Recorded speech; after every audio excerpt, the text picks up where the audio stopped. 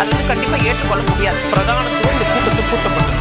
ஏன் இவ்வளவு ஒரு கன்ஃபியூஷன்? நான் ரொம்ப சிம்பிளான ஒரு பர்சன். அவருக்கு வேற எந்த விதமான ரைட்ஸும் கிடையாது. புதிய தலைமுறை நேயர்களுக்கு வணக்கம். நேர்பட பேசு நிகழ்ச்சிக்கு உங்களை வரவேற்பதில் மகிழ்ச்சி. கடந்த ஏப்ரல் அதிமுக பாஜக கூட்டணி அறிவிக்கப்பட்டதிலிருந்தே கூட்டணி ஆட்சி அப்படின்ற பதம் பேசுபொருளாகவே இருக்கிறது. உள்துறை அமைச்சர் அமித்ஷா ஒவ்வொரு முறையும் பேட்டிகளின் போது கூட்டணி ஆட்சி அப்படின்னு சொல்றதும், இங்கே தமிழ்நாட்டில் அதிமுக தரப்பு தலைவர்களிடம், ஏன் எடப்பாடி பழனிசாமி அவர்களே கடந்த இருமுறை தனி பெரும்பான்மையோடு அதிமுக ஆட்சி அமைக்கும், பாஜக அதிமுக கூட்டணியில் இருக்கிறோம் ஆனா தனி பெரும்பான்மையோடு அதிமுக ஆட்சி அமைக்கும் அப்படின்றதாக வெளிப்படுத்துகிறார். நேற்றைக்கு ஆங்கில நாளேடு ஒன்றுக்கு அமித்ஷா பேட்டியளித்திருக்கிறார். அப்போது நிருபர்கள் கேள்வி கேட்கும் போது அதிமுக பாஜக கூட்டணிக்கு என்ன வாய்ப்புகள் இருக்கிறது தமிழ்நாட்டில் அப்படின்னு கேட்கும்போது, இமாலய வெற்றி பெறும், லேண்ட்ஸ்லைட் விக்டரி எதிர்பார்ப்பதாக அமித்ஷா சொல்லியிருந்தார். வெற்றி பெற்றா அந்த ஆட்சி அதிகாரத்துல பாரதிய ஜனதா இருக்குமா அப்படின்னு கேட்கும்போது, ஆம் இருக்கும், ஆட்சி அதிகாரத்தில் பாஜக பங்கு வகிக்கும் அப்படின்னு அமித்ஷா சொல்கிறார். ஏன் கூட்டணி ஆட்சி அப்படின்ற பதம் இன்னும் பேசுபொருளாகவே இருக்கிறது? இந்த இரு கட்சிகளுக்கு இடையில கூட்டணி ஆட்சி மாறி மாறி விளையாடி கொண்டே இருக்கிறது அப்படின்னு நம்ம பார்க்கலாம். இப்போ இந்த புள்ளிகள் எல்லாம் இணைத்து இதன் அடிப்படையில் தான் இன்னைக்கு நம்ம நேர்பட பேசு நிகழ்ச்சியை கட்டமைச்சிருக்கோம். இன்னைக்கு நம்ம எடுத்துக்கிட்ட தலைப்பு, தனி பெரும்பான்மையுடன் அதிமுக ஆட்சி அமைக்கும் பழனிசாமி, தமிழ்நாட்டில் அதிமுக பாஜக கூட்டணி வெல்லும், ஆட்சியில் பாஜக இடம்பெறும் அமித்ஷா, திட்டவட்டமாக்கப்படும் கூட்டணி ஆட்சி, அமித்ஷாவின் திட்டம் தான் என்ன என்கிற தலைப்பில் இன்னைக்கு நம்ம விவாதிக்க போறோம். 4 விருந்தினர்கள் என்னோட அரங்கத்தில் இணைகிறார்கள். அறிமுகம் செய்கிறேன். அரசியல் விமர்சகர்கள் திரு ரவீந்திரன் துரைசாமி மற்றும் பொன் வில்சன், எழுத்தாளர் திரு ஜே ராம்கி, வலதுசாரி சிந்தனையாளர் திரு எம் குமார். 4வருக்கும் வணக்கம். திரு ரவீந்திரன், நான் உங்ககிட்ட இருந்தே தொடங்குறேன். மறுபடியும் கூட்டணி ஆட்சி அப்படின்னு திரு அமித்ஷா சொல்கிறார். அதிமுக இப்ப 2ஆம் கட்ட தலைவர்கள் ஆகட்டும், அவங்க கூட்டணி ஆட்சியெல்லாம் தமிழ்நாட்டில் அமைந்ததா சரித்திரமே இல்லைன்னு சொல்லிட்டாங்க. எடப்பாடி பழனிசாமி இருமுறை சொல்லிவிட்டார், இங்க அதிமுக தனி பெரும்பான்மையோட ஆட்சி அமைக்கும் அப்படின்னு சொல்லிட்டாரு. இதெல்லாம் தெரிந்தும் கூட மறுபடியும் கூட்டணி ஆட்சி, பாஜக அதிமுக கூட்டணி ஆட்சி அப்படின்றத அமித்ஷா வலியுறுத்தி சொல்லிக்கிட்டே இருக்கிறார். கிட்டத்தட்ட 4வது முறையாக நேற்று அந்த பேட்டியில சொல்கிறார். என்ன ஏதாவது உத்தியா, என்ன திட்டம்? ஒரு கிராமப்புற பழமொழியோட இதை தொடங்குறேன். புதிய மொந்தையில பழைய கல்லு. கல்லெல்லாம் இப்ப ரொம்ப பேமஸா பேசப்படுறதுனால இந்த உதாரணத்தை எடுத்துக்கலாம். இதுல அதிமுக பாஜக கூட்டணிங்கிறது தமிழகத்துல நாம பலமுறை பார்த்த ஒரு கூட்டணி தான். இப்ப அமித்ஷா என்ன நினைக்கிறாருன்னா, இதுல புதிய பாத்திரம்ங்கிறது கூட்டணி ஆட்சிங்கிற இதுல பழைய அந்த கூட்டணியை அமித்ஷா கொண்டு வர முயற்சி பண்றாரு. அதனாலதான் அவர் திரும்ப அதை இன்சிஸ்ட் பண்றாரு. ஒவ்வொரு பேட்டியிலையுமே அவர் சொல்றாரு. அதே வேளையில கூட்டணி உடஞ்சிடக்கூடாதுங்கிற அந்த ஒரு அக்கறையும் கவனமும் அமித்ஷா கிட்ட இருக்குது. இதுல கூட்டணி ஆட்சின்னு சொன்னா இந்த இடத்துக்குள்ள இந்த கூட்டணிக்குள்ள எந்த பலனும் 19ல 21ல பெறாத பாமக வருவாங்கன்னு அவர் எதிர்பார்க்கிறாரு. அதனால பாமக வந்து கொண்டு வந்துடலாங்கிற ஒரு எதிர்பார்ப்பு அவர்கிட்ட இருக்கு. அவங்க ரொம்ப டஃபா பார்கெயின் பண்ணுவாங்க. Nobody is taken for granted in பொலிட்டிக்ஸ்ங்கிறது வேற விஷயம். அவரோட எதிர்பார்ப்பு நம்ம கூட 3 மக்களவை தேர்தலில் இருந்தவங்க தானே வந்துருவாங்க. அவங்களுக்கு அப்ப இந்த எல்லா கட்சிகளையும் ஒரு குடையின் கீழ் கொண்டு வர நாங்க முயற்சி பண்ணுவோம் அப்படின்னு சொல்றது, அதுக்கான உத்தியும் கூட தான் இந்த கூட்டணி ஆட்சி. உங்களுக்கு மந்திரி சபையில பங்கு உண்டுன்னு சொன்னா, இப்ப அன்புமணி அடுத்த மந்திரி சபையில நாங்க 4 அமைச்சர்கள் இருப்போம்னு அவர் ஆணித்தரமா பேசுறாரு. சோ அந்த பாமக உள்ள கொண்டு வரதுக்கு கூட்டணி ஆட்சிங்கிற அந்த ஒரு கேரக்டரை உள்ள கொண்டு வரதுக்கு அவர் விரும்புறாரு. தேமுதிக கூட்டணி ஆட்சி நல்லதுதாங்கிற மாதிரி ஒரு அது ஒன்றும் தவிர்க்கப்பட வேண்டியது இல்லைங்கன்னு சொல்றாங்க. பட் அவங்க டிஎம்கே ஆப்ஷனையும் ஓபன் பண்றாங்க.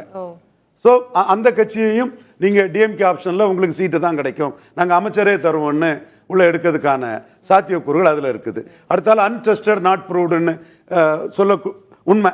விஜய் வந்து பாப்புலர் ஆக்டர், அவரும் ஒரு கூட்டணி ஆட்சிங்கிற இதுக்கு வருவாருங்கிற எதிர்பார்ப்பு அமித்ஷாட்ட இருக்குது. ஸோ அவரோட விஷ்புல் திங்கிங்ல அமித்ஷா கொண்டு போறாரு. அதற்கு அவர் வெளிப்படையா சொல்லலைனாலும் கூட அண்ணாமலையோட அந்த அதிரடி அரசியலுக்கு உள்கட்சி அரசியல்ல அமித்ஷாவும் அதுக்கு ஈல்டாக வேண்டியது இருக்கு. அண்ணாமலை தரப்போட வாதம் பிஎம்ஓ கிட்டையும் அமித்ஷா கிட்டையும் நட்டா கிட்டையும் சந்தோஷ் கிட்டையும் என்னன்னா, நாம 11.4% வாக்கு எடுத்திருக்கிறோம். எடப்பாடி பழனிசாமி ஜெயலலிதாவும் இல்லை எம்ஜிஆரும் இல்லை, அவர் இடைத்தேர்தலே 4வது போயிருக்கிறாரு. அது நோட்டாவு கீழே ஜெயலலிதாமையார் இருந்த கிட்ட கட்சிக்கு கீழே அவர் 4வது போயிருக்கிறாரு. புதுச்சேரியில் அவர் 4வது போயிருக்கிறாரு. பல இடங்கள்ல டெபாசிட் இழந்திருக்கிறாரு. ஸோ 99ஆம் ஆண்டு ஜெயலலிதாவுக்கு இருந்த மெரிட்ல எடப்பாடி பழனிசாமியை பார்க்க முடியாது.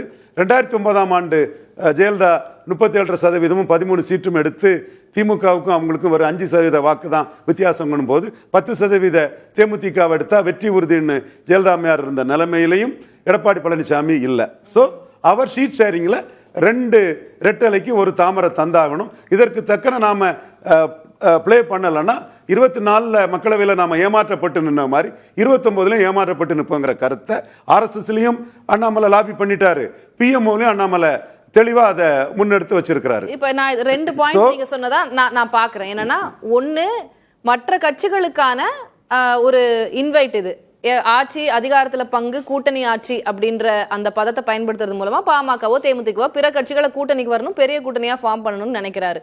ஒண்ணு.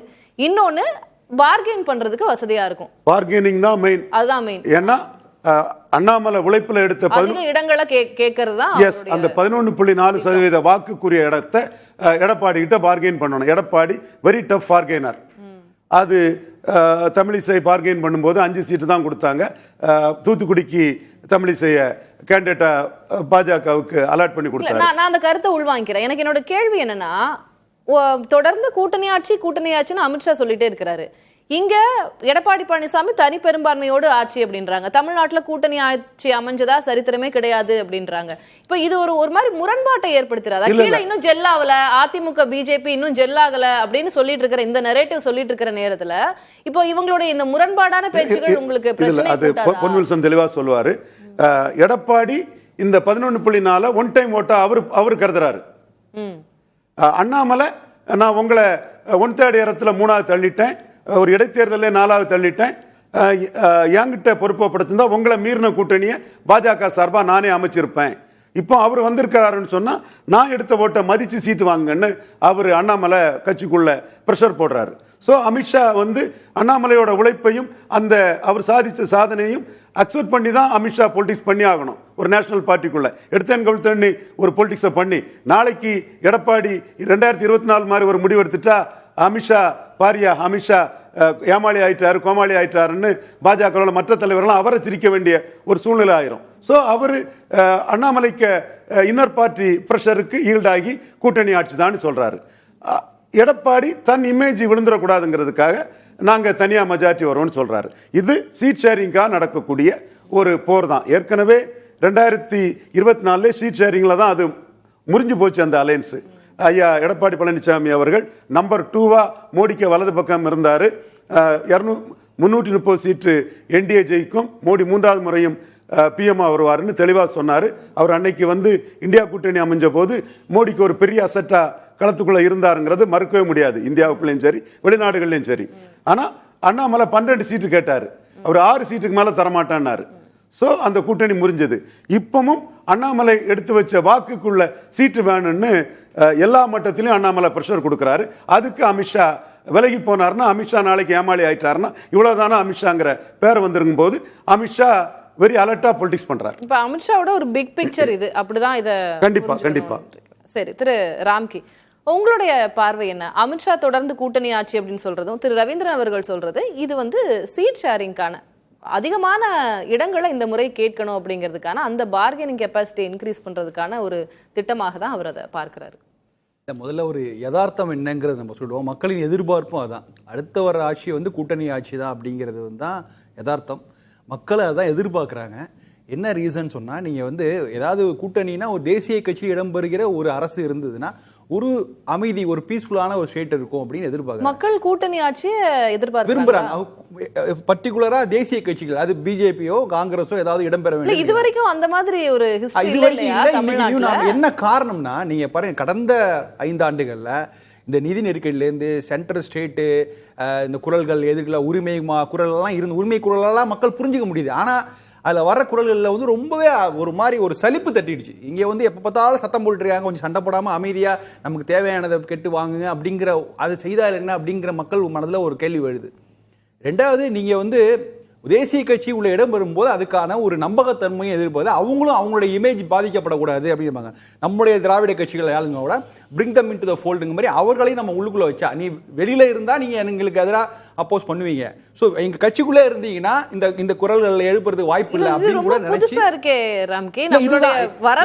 என்ன காரணம் ரொம்ப முக்கியமான புள்ளி ஆக்சுவலா ஏன் மக்கள் செழித்து போறாங்கன்னா கடந்த 10 ஆண்டுகள் அங்க பாருங்க 10 ஆண்டுகள்ல இங்கே இருந்து கிளம்பி டெல்லி போனவங்களாம் எதிர்கட்சி வரிசையில் இருந்துட்டு வந்தாங்க. 2014 முன்னாடியும் சரி, அதுக்கு முன்னாடி பாருங்க நம்ம ஊர் எம்பிக்கள் அமைச்சர்களானவ ஒரு சின்ன அதிமுக திமுக மட்டும் இல்ல, மற்ற கட்சிகள் பாமக மதிமுக போன்ற கட்சிகள் கூட அங்க அமைச்சர்கள் இடம் பெற்றார்கள். சோ அப்படிப்பட்ட நிலைமை இருந்தது. அவ்வளோ அமைச்சர்ஸ் மினிஸ்டர் சென்ட்ரல் மினிஸ்டர்ஸ் நம்ம ஊர்ல உங்க கூட்டணிப்படியே வரும். சரி, அந்த ஒரு மாற்றத்தை எதிர்பார்க்கறாங்க, கூட்டணி எதிர்பார்க்கறாங்க, கூட்டணி ஆட்சி எதிர்பார்க்கறாங்க. என்ன ஸ்ட்ராட்டஜி, என்ன அமித்ஷாவோட ஸ்ட்ராட்டஜி என்ன, அவர் என்ன சொல்ல விரும்புறாரு? இல்ல இது மக்களோட. ஆனா பாஜக என்ன நினைக்குதுன்னா அவங்க கூட்டணி விரும்புறாங்க. தேசிய அளவில் அவங்களுக்கு தமிழ்நாட்டிலும் என்டிஏ கூட்டணி நடக்குது அப்படின்னு ஒரு லேபிள் வேணும், அவங்க அதை விரும்புறாங்க. ஆனா அதுக்கான செயல்படுகிற அணுகுமுறை தான் ரொம்ப ஃபோர்ஸ்ஃபுல்லா. நீங்க கூட்டணி இடம்பெறுவீங்களா, எஸ் இல்ல நோ, அப்படி எஸ் ஆர் நோ, இந்த மாதிரி கேள்விகள் உண்மையில் நிஜமாகவே களத்தில் அதிருப்தியை ஏற்படுத்துகின்றன. நீங்க கூட்டணி ஃபார்ம் பண்ணிட்டீங்க, அதிமுக பாஜக கூட்டணி வந்துச்சு, சரி, அதுலயே நீங்க சொல்றத நான் புரிஞ்சுக்கிறேன். இப்போ ஹிந்தி பெல்ட்ல அப்ளை ஆகிறதெல்லாம் இங்க தமிழ்நாட்டுக்கு அப்ளை ஆகுமா? இல்ல அப்படி சொல்ல முடியாது. நீங்க தமிழ்நாடு கொஞ்சம் ஒரு வித்தியாசமான பகுதி அப்படிங்கறதுனாலதான் அமித்ஷாவே இங்க இறங்கி ஒரு நாள் முழுக்க உட்கார்ந்து அது கூட்டணி அறிவிக்கிறார். வேற எந்த ஸ்டேட்லயும் அவர் செய்தது இல்ல. அது ஒரு ஸ்பெஷல் ஸ்டேட், இங்க ஒரு அரசியல் சூழல் வித்தியாசமா இருக்குன்னு புரிஞ்சுக்கிறார். ஆனா அதே நேரத்தில் நீங்க டிக்ளேர் பண்ணிடுறீங்க என்டிஏ கூட்டணி தலைவர் எடப்பாடி பழனிசாமி முடிவெடுப்பார் அப்படின்னு சொல்லிடுறீங்க. சொன்ன பிறகு அதற்கான அந்த என்டிஏ தமிழ்நாட்டில் ஸ்ட்ரென்தன் பண்ணதுக்கான வேலைகளை பாஜக செய்யுது.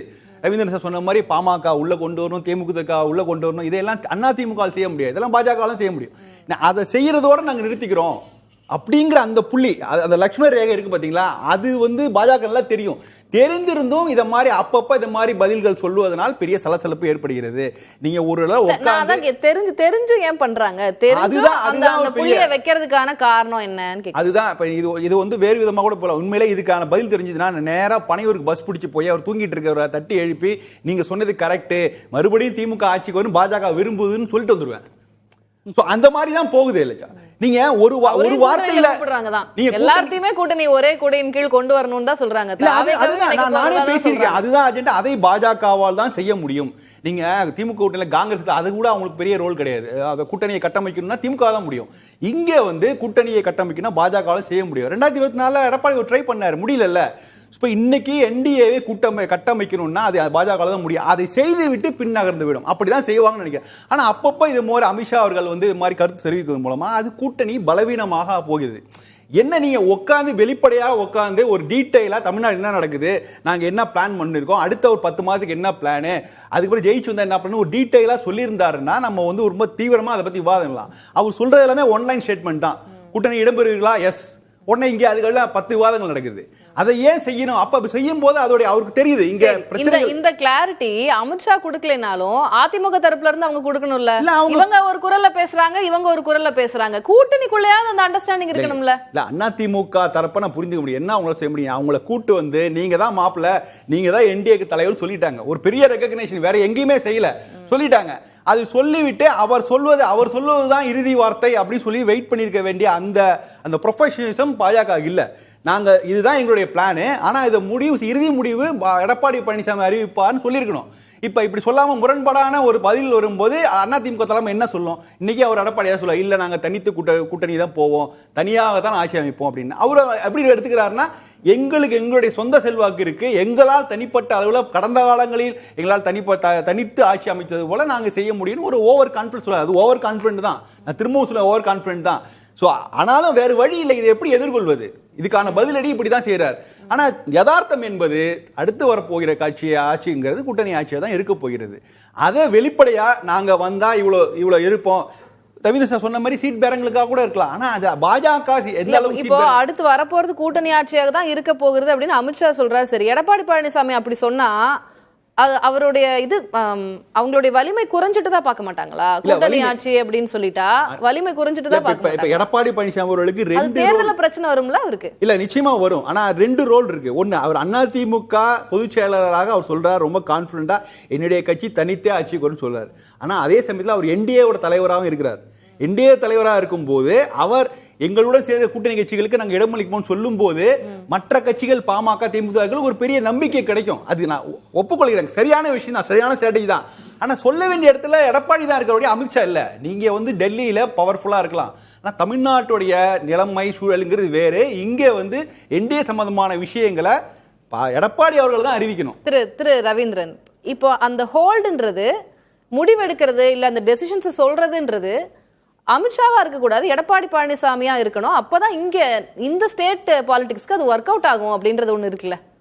ராம்கி சொல்றது கரெக்ட் தான். மியூச்சுவல் மிஸ்ட்ரஸ்ட் பாஜகவுக்கும் அதிமுக இடையில வந்துட்டு ஒரு வேளையில அதிமுகவுக்கும் பாஜகவுக்கும் 2024 அந்த அலையன்ஸ் தொடர்ந்து இருந்ததுன்னா அது கண்டினியூயிங் ப்ராசஸ் ஆட்டு அங்க லீடர் எடப்பாடி தாங்கிறதுல வித்தவுட் சேயிங் இயல்பாட்டே அது போயிருக்கும்.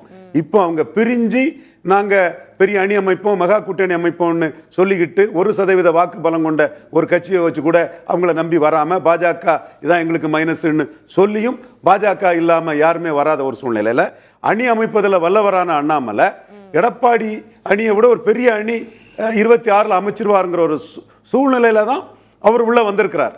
அப்ப இந்த இடத்துக்குள்ள ஒரு பரஸ்பர நம்பிக்கையின்மை பாஜகவுக்கும் அதிமுகவுக்கும் இருக்குது.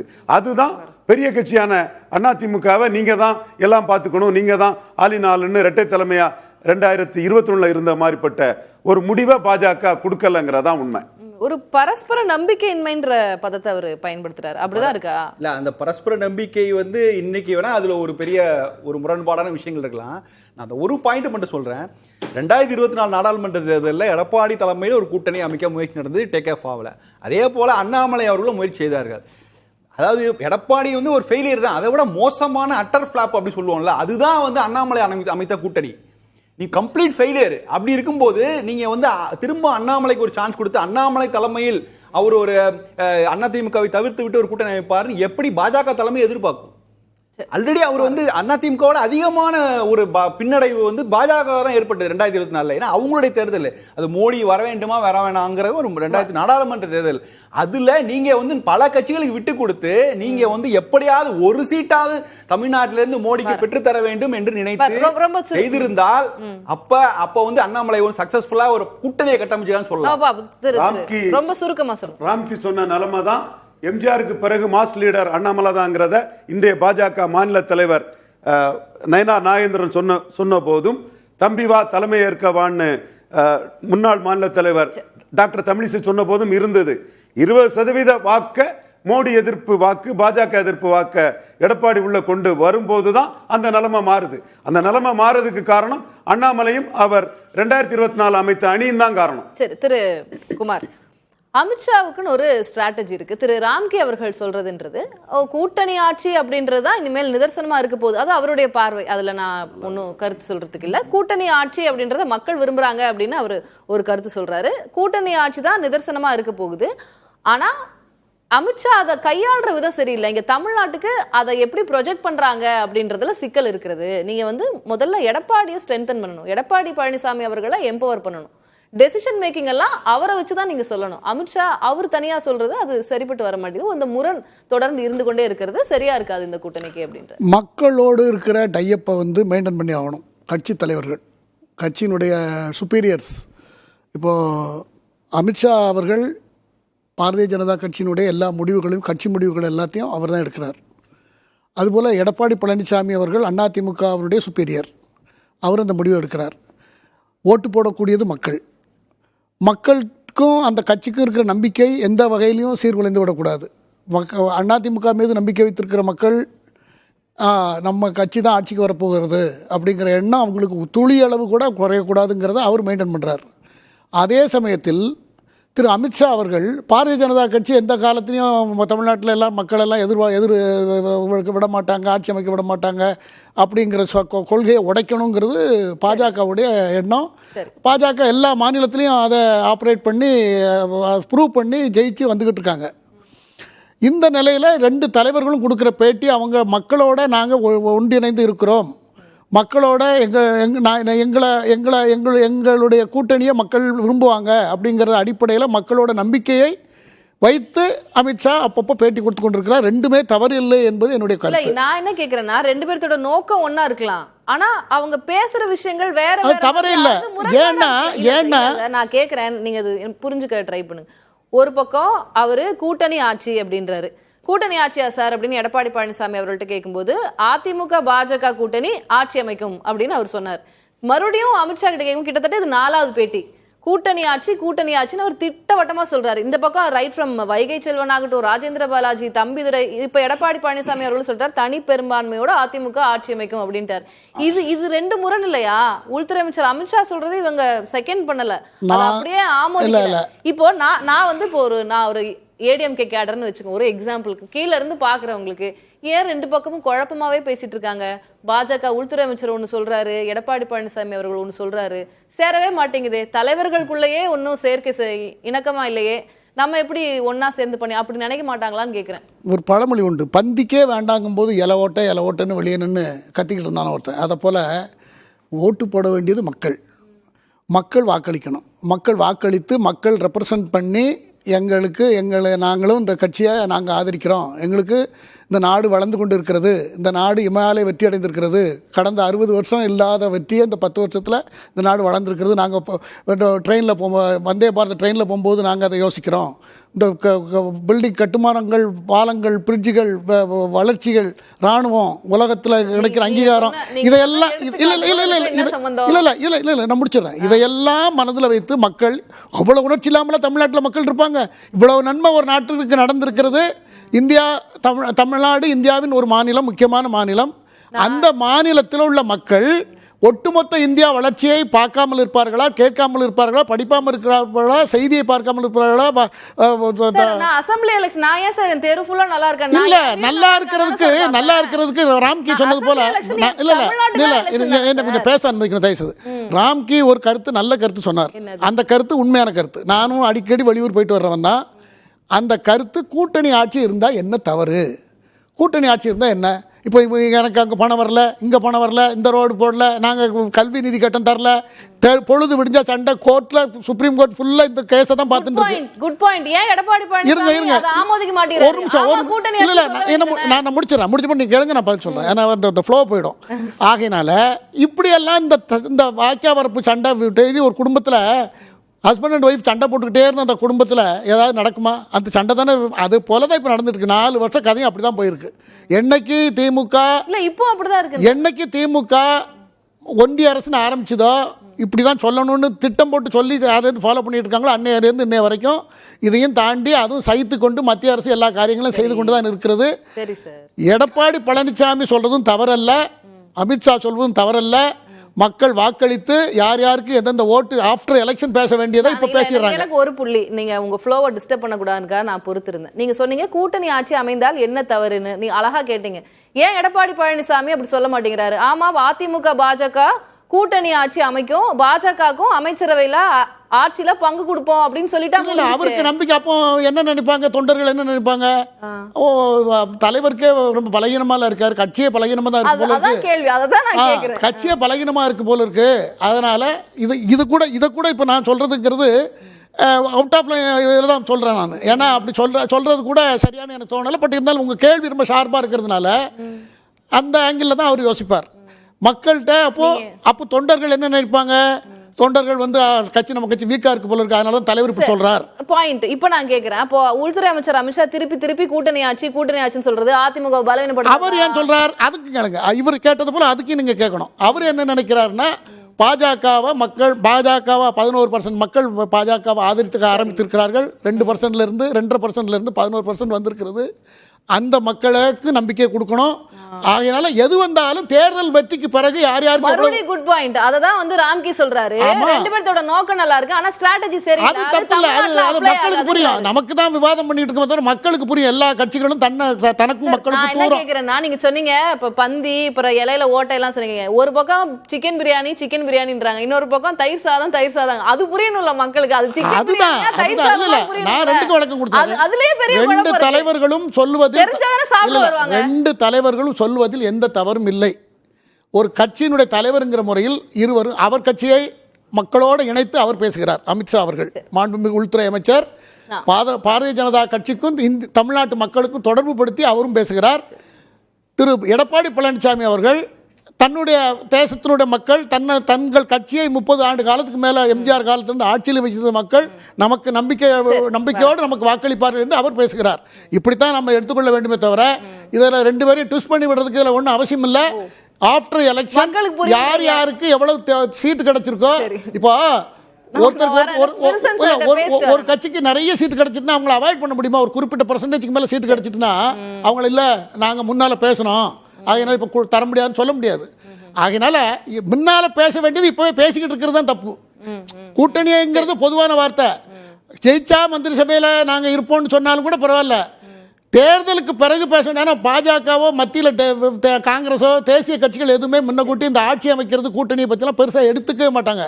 அது ஆஃப்டர் எலெக்ஷன் உட்காந்து பேசி முடிவு பண்ணுவாங்க. அதை முன்னக்கூட்டியே நம்ம பேசுறதுனால இந்த மாதிரி எல்லாம் அது ஒரு கான்ட்ரவர்சியாக கிளப்பிக்கிட்டே இருக்கும். அவ்வளோதான், அதான் அதில் இருக்கிற விஷயம். திரு வில்சன், அது ஒன்றும் பெரிய பிரச்சனை எல்லாம் கிடையாது. இப்போ நான் கேட்டது தான், ஒரு பக்கம் பிரியாணின்றாங்க, தயிர் சாதம், அவர் ரெண்டுத்தையும் கலந்து வச்சாலும் ஓகே, மக்களுக்கு புரியும். சாப்பிட்றாங்க, அவங்க சாப்பிடுவாங்க, அரசியல் தயிர் சாதம் எல்லாரும் சாப்பிடுவாங்க. அரசியல் நோக்கர்களுடைய பார்வை ஒரு மாதிரி இருக்கலாம், மக்களுக்கு புரியும் அப்படின்றாங்க. ஆனா இயல்பாவே ஒரு குழப்பம் இருக்குல்ல. அமித்ஷாவோட ஸ்ட்ராட்டஜி தமிழ்நாட்டுக்கு ஒரு வேளை அப்ளை ஆகாதா, இல்ல அதுல ஏதாவது முரண்பாடுகள் இருந்து கொண்டிருக்கிறதா, எப்படி புரிஞ்சுக்கிறீங்க? இல்லை, தேசிய கட்சியை பொறுத்த வரைக்கும் தேசிய தலைமைகள் அப்படிதான் ஒரு அறிவிப்பை வழக்கமாக கொடுப்பாங்க. இன்னொரு பக்கம் எடுத்துக்கிட்டிங்கன்னா இப்போ நீங்கள் 2 விஷயம் சொன்னீங்க.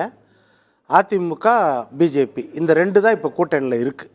இன்னும் மற்ற கட்சிகள் நிறையா வரணும் அப்படின்னு சொல்லிட்டு இவங்க முயற்சி பண்ணுறாங்க. அது ஒரு பக்கம் முயற்சி இருக்குது. இப்போ இந்த 2 கட்சியில் பிஜேபி கூட்டணி ஆட்சின்னு சொன்னால் அந்த தொண்டர்கள் பலம் பெறுவார்கள். அதிமுக கூட்டணி ஆட்சின்னு சொன்னால் அந்த தொண்டர்கள் வலுவிழப்பார்கள். அப்போ எந்த கட்சி வலுவாக இருக்குது? அதிமுக எங்கேயோ இருக்குது.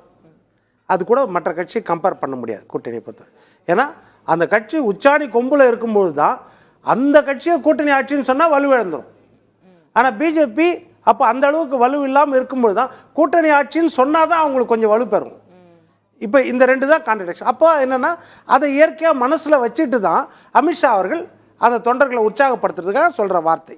இப்போ போஸ்ட் போல் அப்போ இருக்கலாம், அந்த முடிஞ்ச பிறகு அந்த எண்ணம் இருக்கலாம், இல்லைன்னு சொல்ல. அமித்ஷா அந்த பதத்தை பயன்படுத்துறது, கூட்டணி ஆட்சின்னு சொல்றது, அது ரொம்ப சீக்கிரம் இல்லையா? இப்ப இருந்து கூட்டணி ஆட்சினா இப்போ ஒரு கான்ட்ரடிக்ஷன் வருது, இப்போ ஒரு முரண் வருது. எடப்பாடி பழனிசாமி அவர்களால் அதை ஆமோதிக்க முடியல, அதை அந்த ஸ்டேட்மெண்ட்டை பேக் பண்ண முடியல. இதெல்லாம் எலெக்ஷனுக்கு அப்புறம் கூட அவங்க பார்த்துருக்கலாம்ல. இப்ப இருந்த கூட்டணி ஆட்சின்றதை ஏன் பதிய வைக்க விரும்புறாரு? அந்த ப்ரொஜெக்ஷனோட பின்னணியில் என்ன இருக்குன்னு கேட்குறாங்க. இல்ல, அவர் பதிய வைக்க விரும்பல. அவர் சொல்றாரு, இப்போ நயினார் நாகேந்திரன் சொல்லியிருக்காரா, தமிழ்நாட்டில் களம் இவர்களுக்கு தான் தெரியும். தமிழ்நாட்டில் களம் எப்படி இருக்குது, எந்த கட்சி செல்வாக்கோடு இருக்குது, எந்த வார்த்தையை சொன்னால் அது ஓட்டாக மாறும், எந்த வார்த்தையை சொன்னா கூட்டணி ஓட்டுக்குள்ள. நாகேந்திரன் சொல்றாரு, தமிழிசை சவுந்தரராஜன் சொல்றாங்க, எல்முருகன் அவர்கள்ட்ட கேட்டா உள்துறை அமைச்சர் அமித்ஷா சொல்லிட்டாருல, அவர் சொன்னதுதான் எங்களுக்கு வேத வாக்கு அப்படிங்கிறாரு. இல்ல அது அப்படியெல்லாம் சொல்லல. முடிவெடுக்க வேண்டியது எடப்பாடி பழனிசாமி தான். எடப்பாடி பழனிசாமி அமித்ஷா சொன்னது வேத வாக்கா இருந்தாலும் முடிவு இங்க எடுக்கிறது. அமித்ஷா சொன்னது வேத வாக்குன்னா எடப்பாடி பழனிசாமி தான் வேத வாக்கு. அண்ணாமலை சொன்னாரு, எடப்பாடி தான் தலைவர்னு சொல்லிட்டாரு, தமிழ்நாட்டில் அவர் தலைமை தான் சொல்லிட்டாரு. அதுதானே வேத வாக்கு அப்போ எல்முருகனுக்கு. அப்ப அதுதானே முக்கியமான வேத வாக்கு. அது எப்படி செலக்டடா அதான் சொன்னாரா? இது சொல்லியா அப்போ எடப்பாடி பழனிசாமி சொல்லலையா அவரு? அதுதான் சொல்றேன், நம்மளுக்கு வசதியா எது இருக்குதோ அதை நம்ம எடுத்துக்கிறோம். நான் என்ன சொல்றேன்னா, தெளிவா சொல்றேன் நான் முழுசா சொல்லிடுறேன். நான் உங்களுக்கு புரியுதோட மக்களுக்கு புரியணும். அமித்ஷா அவர் விருப்பத்தை சொல்லுகிறார். இப்ப கூட்டணி பேச்சுவார்த்தை நடத்தியாச்சா, தொகுதி பங்கீடு முடிஞ்சிச்சா, எந்தெந்த இடங்கள்ல முடிஞ்சிச்சா, யார் யார் கூட்டணிக்குள்ள இருக்கிறாங்கன்னு ஒரு இறுதி வரைமாவது பெற்றுச்சா? எதுவுமே கிடையாது. வெறும் ஓரல்ல 2 பேரும் கூட்டணின்னு சொல்லியிருக்காங்க.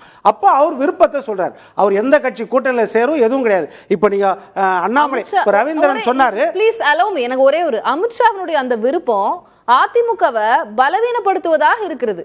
இல்ல கூட்டணி ஆட்சின்னு எடப்பாடி பழனிசாமி அவர்கள் சொல்லிட்டா அவர் பலவீனப்பட்டு போயிடுவாரு. முடிவு எடுத்து சொல்றீங்க. உங்களை மாதிரி நிருபரியா அந்த கேள்வி அவங்க கிட்ட கேட்கல. இப்ப எடப்பாடி கிட்ட கேக்குறாங்கல்ல. எடப்பாடி கிட்ட என்ன கேள்வி கேட்டாங்க? கூட்டணி ஆட்சியா தனித்த ஆட்சியான்னு கேட்டாங்க. தனித்த ஆட்சி தான். அப்போ அமித்ஷா சொன்னாரு அப்படின்னு கேட்டாங்க. அப்பவும் அவர் சொன்னாரு அமித்ஷா வந்து இந்த மாதிரி சொல்ல இங்க வரும்போது ஏப்ரல் 11 கூட்டணி ஆட்சி அமைக்கும்னு சொன்னாருன்னு சொன்னாங்களே. இதே மாதிரி கேள்வி ஏன் அமித்ஷா கிட்ட கேட்கல? எடப்பாடி தனித்தான் ஆட்சின்னு சொல்றாரு, நீங்க என்ன சொல்றீங்கன்னு ஏன் கேட்கல? அதோட நிறுத்திடுறாங்க. அப்போ அந்த கேள்விகள் அங்கதான் கேட்கப்படும். அவங்களுடைய பதில் ரொம்ப தெளிவா இருக்கு சார். எடப்பாடி பழனிசாமி அவர்களுக்கு கூட்டணி ஆட்சி வேண்டாம், அமித்ஷா அவர்களுக்கு கூட்டணி ஆட்சி. எடப்பாடி கிட்ட கேள்வி கேக்குறீங்களா? அமித்ஷா இப்படி சொன்னாருன்னு. அமித்ஷா கிட்ட ஏன் கேள்வி கேட்கல? எடப்பாடி இப்படி சொல்றாருன்னு அந்த கேள்வி கேட்கணுமா இல்லையா? அவ்வளவுதான். அதுல தெளிவாயிட்டு இருக்கோம்ல. அதுதான் விஷயம், வேற ஒண்ணும் கிடையாது. அவருடைய விருப்பத்தை சொல்றார். எண்ணம் வந்து முடிவெடுக்கக்கூடிய இடத்துல வந்து எடப்பாடி பழனிசாமி தான் இருக்கிறார். இப்போ அடுத்தது சொன்னார் நம்ம ரவீந்திரன் 11.2 எடுத்தாங்க, அந்த சதவீதத்தில் தான் அவங்க கேட்பாங்க, இவங்க 21 எடுத்தாங்க அப்படின்னு சொல்றாரு. அப்போ வந்து பாட்டாளி மக்கள் கட்சி உள்ள சேர்க்கும் போது 4% எடுத்திருக்காங்க. அப்போ வந்து அமித்ஷாவோ இல்லைன்னா பிஜேபியோ நிபந்தனை விதிப்பாங்களா? பாட்டாளி மக்கள் கட்சிக்கு எவ்வளவு கொடுக்குறீங்களோ அதை விட 3 மடங்கு எங்களுக்கு கொடுக்கணும், ஏன்னா அதை விட 3 மடங்கு நாங்கள் எடுத்துருக்கிறோம் அப்படின்ற நிபந்தனை விதிப்பாங்களா? இல்லை எங்களுக்கு எவ்வளோ கொடுக்குறீங்களோ அதில் 3ல் 1 பங்கு தான் பாட்டாளி மக்கள் கட்சிக்கு சீட்டு கொடுக்கணும், ஏன்னா அவங்க கூட்டணியில் அதான் வாங்கியிருக்காங்க. பாட்டாளி மக்கள் கூட்டணிக்கு வரல. அவங்க இல்ல வந்தால் சொல்றேன்,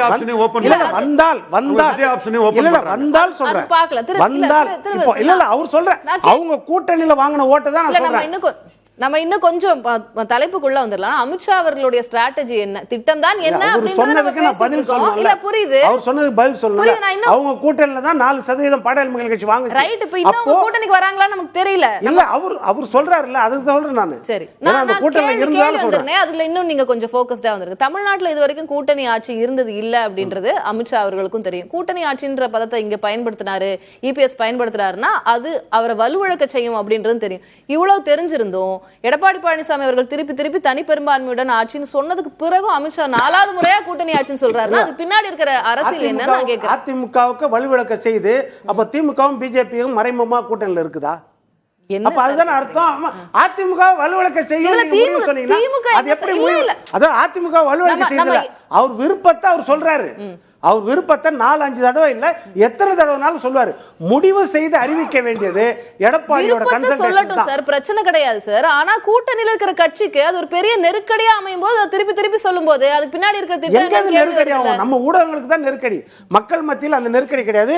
அதிமுக பொறுத்த வரைக்கும் பிரச்சாரத்துக்கு போன பிறகு தெளிவா சொல்லிட்டாங்க, இருக்கிற இப்ப 2 கூட்டணியின் இருக்கும்போது நாங்கள் மட்டும்தான் ஆட்சி அமைப்போம், மெஜாரிட்டியோட அதிமுக தான் ஆட்சி அமைப்போம்ன்றத தெளிவா சொல்லிட்டாரு. இப்ப ராம்கி சொன்னது ஒரு விஷயம் என்னன்னா, அததான் கேக்குறேன். அப்புறம் ஏன் உள்துறை அமைச்சர் திருப்பி கூட்டணி ஆட்சின்றார்? உள்துறை அமைச்சர் தான் கேட்கணும். வைகை செல்வன் ஆகட்டும், தம்பிதுரை ஆகட்டும், அதிமுகவினுடைய 2ஆம் கட்ட தலைவர்கள் ஆகட்டும், எல்லாரும் சொல்றாங்க கூட்டணி ஆட்சிலாம் தமிழ்நாட்டுல அந்த ஹிஸ்டரியிலே இல்ல, தனி பெரும்பான்மையோட ஆட்சின்றாங்க. அப்படியே கான்ட்ராடிக்ட் பண்றாரு, 4வது வாட்டி கான்ட்ராடிக்ட் பண்றாரு அமித்ஷா. இல்ல அவர்கிட்ட இதை கேட்டாங்களா? அதிமுக தனித்த ஆட்சி தான் சொல்றாங்களேன்னு கேட்டாங்களா? அதுதான் நான் கேட்கிறேன். 4 தடவை கூட அவர் பேட்டி கொடுக்குறாரு, 4 தடவை அந்த வார்த்தையை கேட்க மாட்டாங்களே. தலைமை அதிமுக தான் சொல்லியாச்சு, எடப்பாடி தான் தலைமைன்னு சொல்லியாச்சு. அப்ப கூடுதலா கேள்வி கேட்கறவங்க அந்த ஒரு வார்த்தை அவர்கிட்ட கேட்டிருந்தா சொல்லியிருப்பார்ல. ஒரே ஒரு நிமிஷம், ஒரே ஒரு பாயிண்ட் மட்டும் சொல்லிடுறேன். அதாவது தமிழ்நாட்டில் ஓஹோன்னு இருந்த தலைவர்கள்லாம், கருணாநிதி தோத்துருக்கிறார், ஒரே ஒரு சீட்டை மட்டும் ஜெயிச்சுட்டு பாக்கிலாம் தோத்துருக்கு, ஜெயலலிதா தோத்துருக்காங்க. எல்லாரும் தோக்கும் முன்னக்கூட்டியே நாங்கள்லாம் தோற்று போயிடுவோம்னு நினச்சிருப்பாங்க. எல்லாரும் ஜெயிப்போன்னு தான் நினச்சி தேர்தலில் போட்டிடுவாங்க, ஆனால் தோற்றுரும். அதுபோல் மக்கள்கிட்ட கூட்டணி வைத்து தேர்தலை சந்திக்கிறார்கள். யாருக்கு எவ்வளவு விகிதாச்சாரம் அவங்க மக்கள் விரும்பி வாக்களித்தார்கள் என்றால் அதை யார் தடுக்க முடியும்? அது தடுக்க முடியாது. பின்னால் பேச வேண்டியது முன்னால் பேசுனது தான் தப்பு. கேள்வி எழுப்புறதும் கேள்விக்கு அவங்க பதில் கொடுக்குறதும் அதுக்கு பதில் ஒரே பொறுத்து. நானாக இருந்தால் என்ன பதில் சொல்லியிருப்பேன்? நான் எடப்பாடியாக இருந்தேன்னு ஏங்க தேர்தல் இப்போ தான் தேர்தல் சந்திக்க போகிறோம், 8 மாதம் இருக்குது. தேர்தலில் நாங்கள் பிரச்சாரம் பண்ணி வாக்கு வந்ததுக்கு பிறகு அதை பேசுவோம். இப்போ நீங்கள் அதை இதை கேட்காதீங்கன்னு நான் சொல்லுவேன். அமித்ஷா நிலையில் இருந்தாலும் நான் இதைத்தான் சொல்லியிருப்பேன். ஆனால் அவங்க அப்படி சொல்கிறாங்க. இல்லை, இப்போ நான் என்ன சொல்கிறேன், கூட்டணி ஆட்சி வேணுமானா 1980 கூட்டணி ஆட்சின்னு ஒரு முயற்சியை திமுக பண்ணது. ஆனால் தோல்வியை சந்திச்சிருது. அது ஒரு பக்கம் இருக்குது. அதுதான் பிரதிபலிப்பாங்களா மக்கள்னா அப்படி கிடையாது, சொல்ல முடியாது. ஆனால் கூட்டணியை எல்லாரும் விரும்புகிறாங்களான்னா திமுக, அதிமுக, அப்புறம் கம்யூனிஸ்ட் இவர்களை தவிர இவர்கள் மட்டும்தான் ஆட்சியில் பங்கோ கூட்டணி ஆட்சியோ விரும்பல. தனித்து தான் ஆட்சி அப்படின்றது தெளிவாக சொல்லிடுறாங்க. திமுகவும் தெளிவாக தான் சொல்லுது, அதிமுகவும் தெளிவாக. மற்ற கட்சிகள் எல்லாமே கூட்டணி ஆட்சியில் பங்கு கிடைச்சால் விருப்பம் இருக்கிறது. அது திமுக கூட்டணியில் இருக்கிற கட்சினாலும் சரி, அதிமுக கூட்டணியில் இருக்கிற கட்சினாலும் சரி, இன்றைக்கு இருக்கிற கட்சி இருக்குது. அதே மாதிரி மக்கள் ஆதரவு இருக்குதான்னா 75% ஓட்டு போடுறாங்க. அந்த 75%ல் 60% குறைஞ்சது கட்சி ஆதரவு பெற்ற ஓட்டுகள் தான். ஒரு 10லேருந்து 15% ஃபிளக்சுவேஷன் இருக்கிற ஓட்டு. அந்த 10% ராம்கி சொல்ற மாதிரி கூட்டணி ஆட்சி நடந்தால் நல்லதுதான் அப்படின்னு விரும்புறவங்களும் இருக்கலாம். ஆனால் கிட்டத்தட்ட 60-65% கட்சி ஓட்டு தான் இருக்கிறது அப்படின்றதான் முடிவு. திரு ரவீந்திரன் துரைசாமி, நீங்க சொன்ன மாதிரி ஒரு பிக் பிக்சர் இருக்கலாம். அமித்ஷாவுடைய திட்டம் அப்படின்றது பீகார் மாதிரியோ மகாராஷ்டிரா மாதிரியோ கூட்டணி ஆட்சி அமையணும் தமிழ்நாட்டில் அப்படின்றது அவங்களுடைய எதிர்கால திட்டமாக இருக்கலாம். இப்போ அந்த பதத்தை அவர் தொடர்ந்து வலியுறுத்துவது அதிமுக பாஜக கூட்டணி அப்படின்றத தாண்டி இது திமுக கூட்டணியில் இருக்கிற கட்சிகளுக்கும் ஒரு மெசேஜா, ஒரு சமிக்கையா? மெசேஜ் தான். நீங்க சொல்றது மேலெழுந்த வாரியா ஒரு அவுட்லுக்கில் பார்த்தா அது கரெக்ட் தான். எல்லாத்துக்குமே அரசியல் ஆசை இருக்கும். விடுதலை சிறுத்தைகள் அந்த ஆசையை வெளிப்படுத்துகிறாங்க. என் செல்வ பிறந்தை கூட டெப்டி சீஃப் மினிஸ்டர் ஆசை இருக்கத்தான் செய்யும். ஆனால் இந்த மாதிரிப்பட்ட ஒரு சூழல் திமுக காங்கிரஸ் கூட்டணி ஆட்சியை பிடிக்கும் போது திமுகவுக்கு தனி மெஜாரிட்டி வரல. ஆனால் சோனியா காந்தி நாங்கள் மந்திரி சபையில் இடம் கேட்க மாட்டேன்னு டெல்லி காங்கிரஸ் சொல்லிட்டாங்க. காரணம் அவங்க 71லே கலைஞர்கிட்ட எம்எல்ஏ சீட்டு கேட்கல, 9 எம்பி சீட்டை வாங்கிட்டு போயிட்டாங்க. அவங்களோட நோக்கம் பார்லிமெண்ட் அவங்களுக்கு ஸ்டாலின் 9-10 கொடுத்துட்றாரு. ஸோ அதில் தான் அவங்க முக்கியத்துவம் கொடுத்து போகிறாங்க. மோடி ஸ்டாலினுக்கு ஒரு பெரிய முக்கியத்துவம் கொடுத்து ராஜ்நாத் சிங்கை கலைஞர் நினைவிடத்துக்கு அனுப்பி வச்சு காயின் வெளியிட்டதுனாலும் சரி, இவங்க கனிமொழியை ஃபாரின் டெலிகேஷனுக்கு அனுப்பினாலும் சரி, அவங்களோட 22 எம்பியை மதித்து மோடி ஒரு முக்கியத்துவம் கொடுத்ததும், ராகுல் காந்தியே மாணவர் திமுகவை ஏதோ ஒரு அமைப்பு கனிமொழி நடத்தின போராட்டத்துக்கு அவரே நேரில் கலந்துக்கிறாரு. ஸோ அந்த மெயின் கட்சியான காங்கிரஸ் அதில் இன்சிஸ்ட் பண்ணாத போது விடுதலை சிறுத்தைகளும் அதில் விட்டுட்டாங்க. பட் ஆசை எல்லாத்துக்கும் இருக்கு. அந்த கூட்டணி லைட்டா அசைச்சு பார்க்கிறதுக்கான ஒரு ஸ்ட்ராட்டஜியாவும் நம்ம இதை இருக்கலாம். பட் காங்கிரஸ் தலைமை எம்பி முக்கியம்னு இருக்கிறதுனால அது ஸ்ட்ராங்கா இருக்குங்கிறதும் யதார்த்த உண்மை. திரு ராம்கி, அமித்ஷாவுடைய அந்த ஸ்ட்ராட்டஜின்றது அது ரெண்டும் தமிழ்நாட்டில் அப்ளை ஆகுறதுல பிரச்சனை அப்படின்னு சொல்லியிருந்தீங்க. அதிமுகவுக்கு அதனால ஒரு நெருக்கடி இருக்கிறத நம்ம மறுக்க முடியாதுல்ல. ஒருவேளை இப்ப இருந்து தயார் பண்றாங்களா அதிமுகவை, இல்ல இப்படிதான் இருக்க போகுது, அதுக்கு நீங்க கோஆபரேட் பண்ணுங்க அதுக்கான மெசேஜ் ஆயுது? எனக்கு தெரிஞ்ச அதிமுக நெருக்கடி இல்லை, நெருக்கடி பாஜகவுக்கு தான். பாஜகவுக்கு தான் கோர்ஸ் கரெக்ஷன் அவங்க தான் பண்ணி ஆகணும். என்ன ரீசன் காரணம்னா, இன்னைக்கு 2026க்கு அப்புறம் ஒரு காலம் இருக்கிறது. அது ரொம்ப முக்கியமான காலம் பாஜகவுக்கு. 2026 to 2029ங்கிறது முக்கியமான காலம். அவர் தமிழ்நாட்டில் எந்த கட்சி ஆட்சிக்கு வந்தாலும் நீங்கள் அதில் பாஜகவோட என்ன ரோல் இருக்குது அப்படிங்கிறது முக்கியம். நாளைக்கு அதிமுகவோ திமுகவோ இது ஆட்சிக்கு அதில் நடக்கிற நல்லது கெட்டதுகள்லாம் அதற்கு பாஜகவை யாராவது பழி சொல்லிவிட்டால் 2029 அவங்களுக்கு பெரிய பேக் ஃபயர் ஆகும். ஸோ அதனால அந்த காலகட்டங்கிறது ரொம்ப முக்கியமாக பாஜக ஹேண்டில் பண்ணும். அப்போ அதனால இன்றைக்கே நீங்கள் கூட்டணிக்கு தெளிவுபடுத்திட்டு இன்னைக்கு நாங்கள் கூட்டணியில் அதிமுக கூட்டணியில் என்ன எவ்வளோ சீட்டு என்ன பண்ண போறோம், ஒரு காமன் அஜெண்டா இதுதான், 2026க்கு அப்புறம் கூட்டணியில் என்ன இதுதான் பண்ணுவோம் அப்படிங்கிற மாதிரி ஒரு தெளிவா அறிவித்து விட்டு வந்தால் அவர்களுக்கு சேஃப், பாஜகவுக்கு சேஃப். இல்லைன்னா அதோட ரிஃபெக்ட் அதிமுகவுக்கு பாஜக தேவையில்லையா? ஏன்னா அவங்க ஒரு லோ ஸ்டேட்ல இருக்கிறாங்க, தொடர் தோல்விகள் இருக்கு. அப்போ ஒரு நல்ல கூட்டணியை கட்டமைக்க வேண்டிய நிர்பந்தம் அவங்களுக்கு இருக்கு. அப்ப பாஜகவுடைய உதவி அதிமுக தேவையில்லையா? நிச்சயமா அன்றைக்கும் தேவைப்படல, இன்னைக்கு தெரியல. அதாவது நீங்க அதிமுக பார்க்கும்போது உங்களுக்கு பலவீனமா தோணும். அதுவும் ஆட்சியில் இல்லாத அதிமுக எப்போதும் பலவீனமாக தோணும்.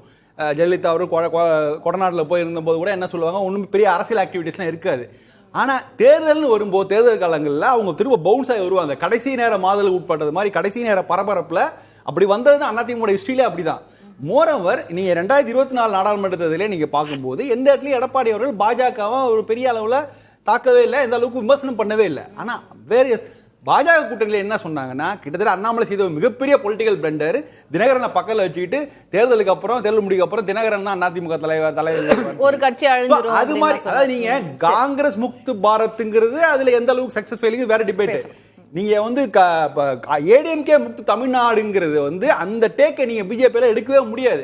அப்ப இப்ப சொல்லுங்க, நீங்க இப்ப யாரு பாஜகவுக்கு அதிமுக பாஜக பாஜகவுக்கு தான் அதிமுக தேவை, அவர்களை வச்சுதான் நீங்க களத்துக்கு போக முடியும். திரு குமார், பேர வலிமையை அதிகப்படுத்தணும், அது பிஜேபியோட ஒரு கான்செப்ட். அதை தாண்டி அமித்ஷாவோட ஸ்ட்ராட்டஜி, தமிழ்நாட்டில் இபிஎஸோட ஸ்ட்ராட்டஜி, அது ரெண்டும் இணையறதுல கொஞ்சம் பிரச்சனை இருக்கு அப்படின்னு திரு ராம்கி சொன்னது. அதை தாண்டி இன்னொரு அரசியல் நோக்கங்களுடைய பார்வை என்னவா இருக்கு அப்படின்னா, 2029 தான் அவங்களோட ஆக்சுவல் டார்கெட், பிஜேபியோட ஆக்சுவல் டார்கெட். கூட இருக்கிற கட்சி இந்த கட்சியை பலவீனமாக காட்டுவதன் மூலமாக 2029ல டிஎம்கே எதிர் பாஜக அப்படின்னு கட்டமைக்க விரும்புறாங்க. அதனாலதான் ஏடிஎம்கேவை வீக்கன் பண்றாங்க அப்படின்ற ஒரு பார்வை.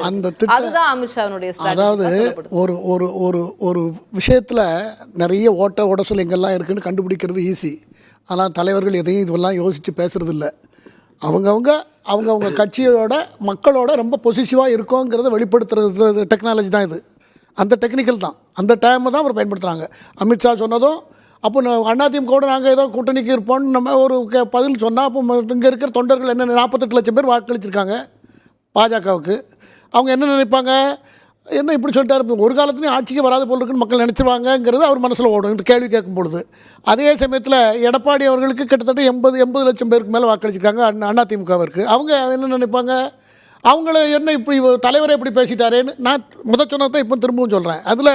எனக்கு அதில் பெரிய தப்பு இருக்கிறதாக எனக்கு தோணலை. அவங்க மக்களோட தங்களுடைய பொசிஷனஸை உறுதிப்படுத்துவதற்காக மக்களை விட்டு நாங்கள் தனியாக இருக்கோம், எங்களுக்கு செல்வாக்கு குறைந்து போய்விட்டது, அல்லது எங்களுக்கு செல்வாக்கே இன்னும் வராதுங்கிறத ஒப்புக்கொள்ளக்கூடிய பத்திரிகையாளர்கள் சந்திப்பிலையோ அல்லது பேட்டியிலையோ அதை யாரும் விரும்ப மாட்டாங்க.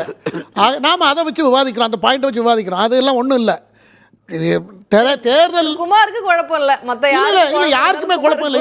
இதை நீங்கள் ஸ்டடியாக நியாயமாக நியூட்ரலாக இதை ஸ்டடி பண்ணிங்கன்னா இதுதான் அவர்களுடைய மனோநிலை இருக்க முடியுமே தவிர வேற எதுவுமே இருக்க முடியாது. தங்களுடைய கட்சி கூட்டணி போயிட்டோம்னா தங்களுடைய கிரிப்பை இழந்துடுற மாதிரி ஒரு ஃபீலிங் அவங்களுக்கு வந்துடும். அதனால தான் அப்படி இருக்க தவிர இந்த தேர்தலில் என்ன செய்யணும்னு சொன்னால், நான் சொல்ல வேண்டிய ஒரு 10 செகண்டில் சொல்லிடுறேன். தேர்தலில் அருமையாக எல்லாரும் விவாதங்கள்லாம் நடந்துக்கிட்டு இருக்கட்டும், எல்லா டிவியும் விவாதிச்சுக்கிட்டு இருக்கட்டும். ஆனால் அதிமுக, பாஜக, மற்ற கட்சிகள் பின்னால் இருக்கிற எல்லா கட்சிகளும் டெல்லியோட எனக்கு கிடைச்ச தகவல் வச்சு நான் சொல்கிறேன், எல்லா கட்சிகளும் டெல்லியோட தொடர்பு இருக்காங்க. இதெல்லாம் இந்த கூட்டணி ஃபைனலாக வரும்போது எல்லாருமே டெல்லி மூலமாக எடப்பாடி பழனிசாமி அவர்கள் தலைமையில் கிட்டத்தட்ட ஒரு 10 கட்சி, என்னால் கேட்டால் கூட சொல்ல முடியும், 10 பேர் அவங்க கூட சேர்றதுக்கு தயாராக இருந்துட்டு இருக்காங்க. ஆமாம் 10 கட்சி அது கூட சேர்றதுக்கு சொல்லணுமா, எதுக்குன்னு சொல்லணுமா? ஆகையினால அது இருக்கிறது. அது எப்போ தெரியும்னா ஃபைனலாக ஆகும்போது எல்லாம் திமுகவில் நிறைய ஓட்ட உடசல் இருக்குது. திமுக ஓட்ட உடைசல் அடைக்கிறது முடியுமா, புத்தூர்கட்டு போட முடியுமா முடியாதாங்கிறது எல்லாம் ஒரு விவாதத்தில் இருக்கிறது. இதெல்லாம் அனுசரித்து அவர்கள் வந்தால் சீட்டை எப்படி எல்லாத்துக்கும் ஒதுக்கணும்ல, அதெல்லாம் மனதில் வைத்து அவர்கள் முடிவெடுப்பார்கள். ஒற்றுமையோடு ஒன்றுபட்டால் ஒன்று வாழ்வு, ஒற்றுமை இல்லையே அனைவருக்கும் தாழ்வுங்கிற மனோநிலையில திரு எடப்பாடி பழனிசாமி அவர்களும் அந்த முடிவை எடுத்து தேர்தலை சந்தித்தால் வெற்றி பெற்று விடுவார்கள் என்பது என்னுடைய அதிமுக வீக்கெண்ட் பண்றதுக்கான ஒரு ஸ்ட்ராட்டஜி அப்படின்னு ஒரு பக்கம் சொல்லப்படுது. இல்லை, அதிமுக வீக்கெண்ட் பண்ணுறதுக்காகன்னு கிடையாது. இப்போ அதிமுகவை ஸ்ட்ரென்தன் பண்ணாதான் தேசிய அளவில் என்ன யோசிப்பாங்கன்னா 2029 தேர்தல் முக்கியம் அவங்களுக்குன்னு. அப்போ 2029 தேர்தலுக்கு யார் அவங்களுக்கு தேவை? அதிமுக தேவை. இப்போ 2021 அதிமுக பிஜேபி கூட்டணி 75 இடம் தான் ஜெயிச்சாங்க, தோல்வி அடைந்தாங்க. 2024 அதிமுக கை கொடுக்கவில்லை. கடந்த பார்லிமெண்ட் எலெக்ஷன் மாதிரி எனி டைம் அதிமுக பாரதிய ஜனதாவை கழட்டி விடுறதுக்கான வாய்ப்பு இருக்கு. அதனால அதிமுக வீக்கெண்ட் பண்ணி டிஎம்கே ஆப்போசிட் பிஜேபின்னு கொண்டு வரணும், அந்த கட்டமைப்பை கொண்டு வரணும்ன்றதான் சொல்றது. நீங்க கேட்க மாட்டீங்களா? 2021 தேர்தலுக்கு அப்புறம் 2024 அதிமுக கூட்டணியில் இல்லை. இப்போ 2026 அதிமுகவை நீங்க பலவீனப்படுத்தீங்கன்னா 2029 அதிமுக கூட்டணியில் இருக்குமா? இப்போ அதிமுகவை ஆட்சியில் உட்கார வைக்கணும். அதுதான் நயினார் நாகேந்திரம் அந்த பார்வையில தான் சொன்னார்.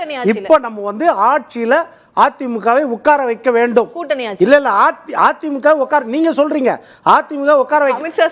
நயினார் நாகேந்திரன் சொன்னதை நான் சொல்றேன், நீங்க அமித்ஷா சொல்றது சொல்றீங்க. நான் நயினார் நாகேந்திரன் பேசுறதை சொல்றேன், நீங்க மறுபடியும் அதை தான் சொல்றீங்க. அமித்ஷா தானே சார் நான் சொல்றது. இல்ல தமிழ்நாட்டை பொறுத்த வரைக்கும் மாநில தலைவர் சொல்றது, இப்போ அதிமுக உட்கார வச்சாதான் 2029 நம்மள அவங்க உட்கார வைப்பாங்க.